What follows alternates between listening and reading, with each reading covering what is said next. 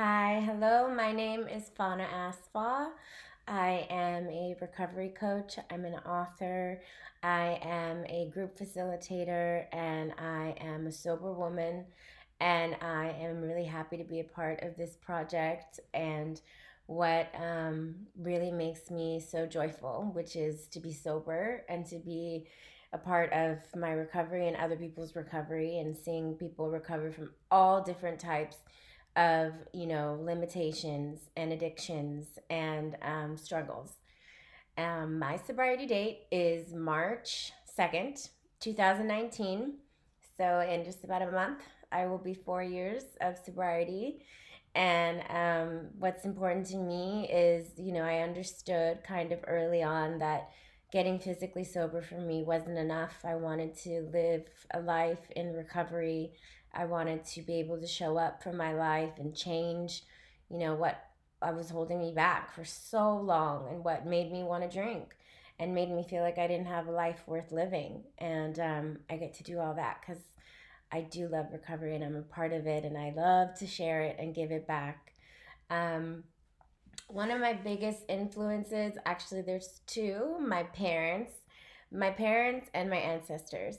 I come from a lineage in Ethiopia. My father came here in the late 60s, early 70s. And they were freedom fighters, they were educators, they were pioneers, they were fearless, they were community based, they were, just so part of the fabric of, their community. And my parents instilled that in me at a very young age. And also, they created that here in LA when I was born here. Um, and then when I see other women who are, helping their community, that are shining really bright, that are walking through so many things that, that are limitations, that are generational curses, that are generational just karma, or just we just didn't know any better. And now we can evolve and shift, and they bring the community with them. I look up to women like that all the time, and that's what I aspire to be. And it just gives me joy because, the collective is what we need. I think we learned through the pandemic that, we ain't gonna make it alone. And the more, we can combine our efforts and be a part of something, I think is what makes it special. And I did write a book, Sober Daughter. It's really important to me that I wrote that book. It was a dedication to my parents, who passed away really early, really tragically. And my journey of, the struggles of grief and caretaking and, drowning under these old beliefs and drowning with no tools, with no skills, and, using alcohol as a way to cope. And just what I walked through to be able to come out of that and to the other side. And I felt that it was so important, that I share what I was learning because I didn't grow up with any tools. I didn't grow up understanding, support and reaching out and telling secrets and being, honest about the pain and what's coming up and asking for help from people that were outside of, your close lit family circle, and really just kind of shattering those limitations of holding secrets and keeping ourselves sick.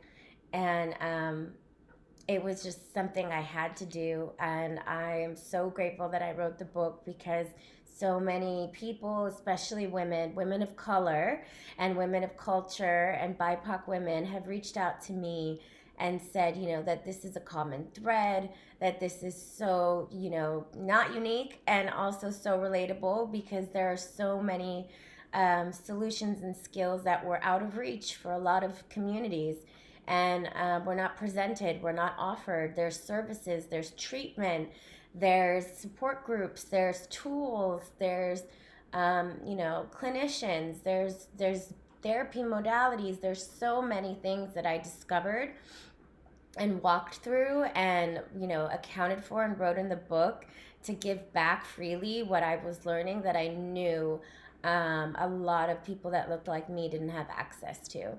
So it was a passion project for me for sure. And that's to empower communities, especially women of color, to, have tools that break us from struggle, that break us from living in survival mode, that break us free from, drowning in addiction alone, and tools to navigate what do you do once you are sober.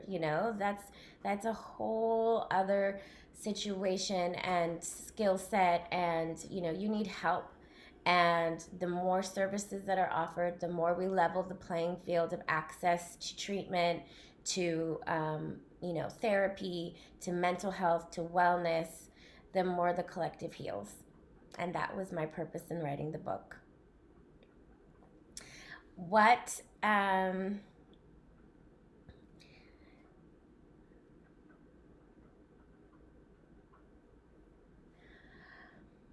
When I see other people get sober, and when I see people walk through, what they thought they could never do, it just reinstills my faith in recovery, in transformation, and in hope. Because when you're at the bottom of your addiction, it is the most hopeless and despair filled space. And nothing seems attainable, nothing seems possible. And, there's always a force greater than us that we can, align to, that can help us walk through things we thought we never could.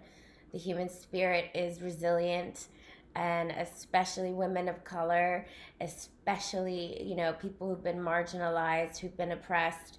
Resilience is almost instilled, but in turning that resilience into self-love, and that same dedication into self-care, and that same dedication into self-building, is what really flips the script and changes the whole game. And so when I see the women that I work with my coaching, with my writing, with my groups, and all the other channels that I love to give these tools away to, because when you see that spark in their eye and spark in their life, where they thought it just had to be so difficult and so heavy, finally feel the ease and flow of tools, of skills, of community, of recovery.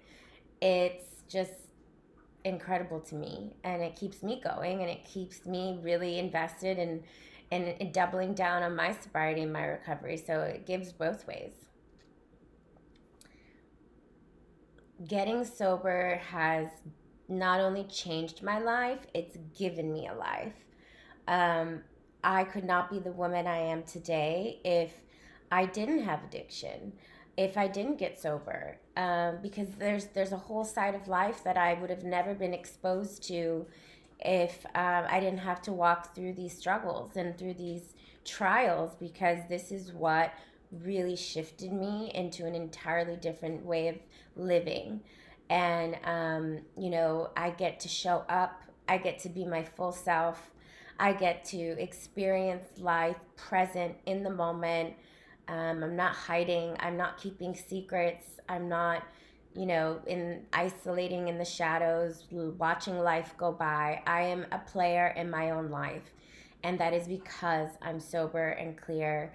And that's because I have a support group and connection and tools, um, which I just didn't know existed. And so I think the more we talk about it, the more we lower the bars of entry, and more people get to experience something that is truly amazing, and such a beautiful way to live life.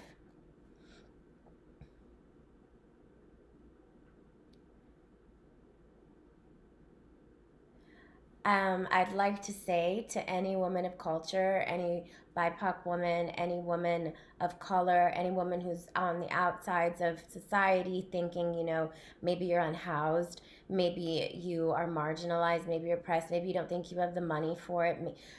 Sobriety is free, but tools can be gotten from so many different areas. Now there's podcasts, there's books, there's groups. We are taking over so many more spaces to give tools to people that desperately need them. So find people, that are doing the works to what I'm doing, and that's giving as much as we can in different ways and mediums and forms, and not outpricing something that really can help so many people. And there is help, there are communities, there is support, there are so many different ways to navigate sobriety. And you just got to give yourself a shot and really just dare to do something different, because it is the biggest gift and it is the biggest form of self-love.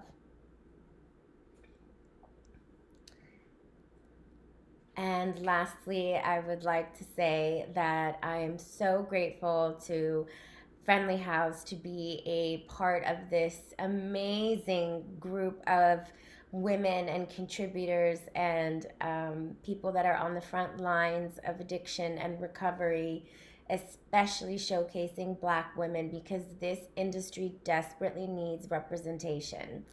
We are here. There is a huge demographic of minorities that are affected by addiction that is not represented in the treatments field. And so the more people that are showing a light and showing that there is a life on the other side, that we can get through this, that we do thrive, the more the collective rises together. So I'm so grateful to be a part of this, especially in Black History Month, especially for my Ethiopians, especially for my Black women, especially for, anybody who felt like they didn't see themselves in a sobriety space, because you deserve to be there. We are there. We are looking for you. Come look for us. And, we all deserve to get well. We all deserve a softer and easier way. We all deserve wellness and joy. And it shouldn't all be struggle. It really shouldn't, because life itself throws curveballs. That's a given. So, to take the added pain away of having to deal with daily addiction is really the gift. And I hope more and more people get access to it because they deserve it. Thank you for letting me be a part of this.